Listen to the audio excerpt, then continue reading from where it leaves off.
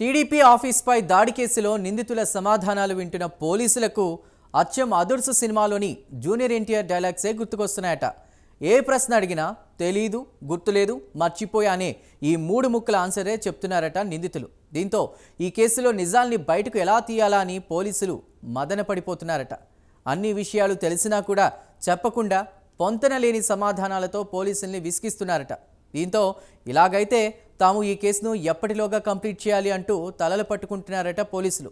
మరి ఈ కేసులో నిందితులను పోలీసులు ఎలా డీల్ చేస్తారన్నది ఆసక్తికరంగా మారింది.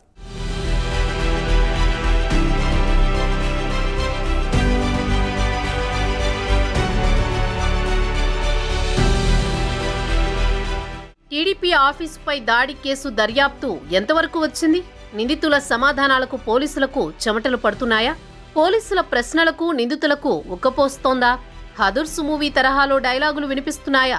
నెక్స్ట్ ఏం చెయ్యబోతున్నారు? ఇవే ప్రశ్నలు ఇప్పుడు నిందితులను వెంటాడుతున్నాయి. ప్రొడ్యూసర్, వైసీపీ నేత, మాజీ ఎమ్మెల్యే వల్లభనేని వంశీ తెరకెక్కించిన మూవీ అదుర్స్. జూనియర్ ఎన్టీఆర్ డ్యూయల్ రోల్ చేసిన ఈ చిత్రం బాక్సాఫీస్ వద్ద హిట్ కొట్టింది. అందులో విలన్ వద్ద తెలీదు, గుర్తులేదు, మర్చిపోయానని జూనియర్ ఎన్టీఆర్ 3 మాటలు మాత్రమే చెబుతాడు.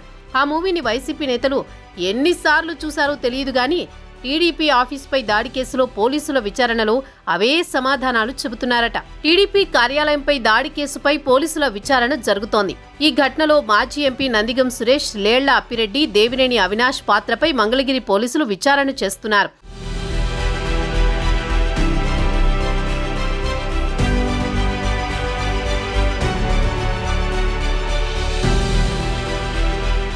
డీటెయిల్స్ అన్ని దగ్గర పెట్టుకుని పోలీసులు అడుగుతున్న ప్రశ్నలకు కేవలం 3 ముక్కలు చెబుతున్నారు. తెలీదు, గుర్తులేదు, మర్చిపోయాను చెప్పడంతో పోలీసులు షాక్ అవుతున్నారు. సింపుల్ గా చెప్పాలంటే పొంతనలేని సమాధానాలు చెబుతున్నారు. ఈ కేసులో మాజీ ఎంపీ నందిగం సురేష్ కు న్యాయస్థానం ఇచ్చిన 2 రోజుల పోలీస్ కస్టడీ మంగళవారంతో ముగియనుంది. మరోసారి ఆయన్ని కస్టడీకి తీసుకోవాలని భావిస్తున్నారు. అంతకుముందు ఇదే కేసులో దేవినేని అవినాష్, లేళ్ల అప్పిరెడ్డి, రఘురాములను పోలీసులు విచారించారు. వాళ్లు కూడా అదే సమాధానాలు చెప్పారట. ఫోన్ల గురించి అడిగితే తాము ఉపయోగించలేదని బదులిచ్చారట. దాడికి సంబంధించి విజువల్స్ చూపించి ఆ నేత ఎవరు అంటే తెలియదని చెబుతున్నారని సమాచారం. ఆయా నేతలు చెప్పిన వివరాలు సుప్రీంకోర్టుకు సమర్పించి వీరిని కస్టడీకి తీసుకోవాలని ఆలోచన చేస్తున్నారట మంగళగిరి పోలీసులు.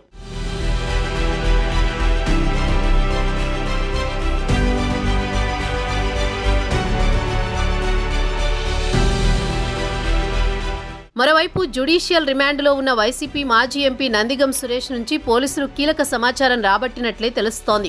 కోర్టు ఆదేశాలతో ఆదివారం మధ్యాహ్నం నుంచి ఆయనను విచారిస్తున్నారు. పోలీసులు అడిగిన పలు ప్రశ్నలు ఆయన సమాధానాలు చెప్పకుండా తప్పించుకున్నట్లు తెలిసింది. దీంతో సాంకేతిక ఆధారాలను చూపించి ప్రశ్నించడంతో తప్పించుకోలేకపోయారు. టీడీపీ కార్యాలయంపై దాడి సమయంలో తానెక్కడ లేనని తొలుత చెప్పిన సురేష్ సాంకేతిక ఆధారాలు చూపడంతో నీళ్లు నమిలారు. తాను అటువైపు నుంచి వెళుతుంటే అక్కడేదో గొడవ జరుగుతున్నట్లు అనిపించి అక్కడికి వెళ్లానని చెప్పుకొచ్చారు. దీంతో ఎమ్మెల్సీ లేళ్ల అప్పిరెడ్డితో ఉన్న ఫోటోలు చూపించి టీడీపీ ఆఫీసుపై దాడి కోసం వైసీపీ కేంద్ర కార్యాలయం నుంచే బయలుదేరారు కదా అని ప్రశ్నించగా తాను ఆ రోజు వేరే మార్గంలో వచ్చానని, ఆ తర్వాతే వైసీపీ ఆఫీసులో అప్పిరెడ్డిని కలిశానంటూ పొంతనలేని సమాధానాలు చెప్పారు.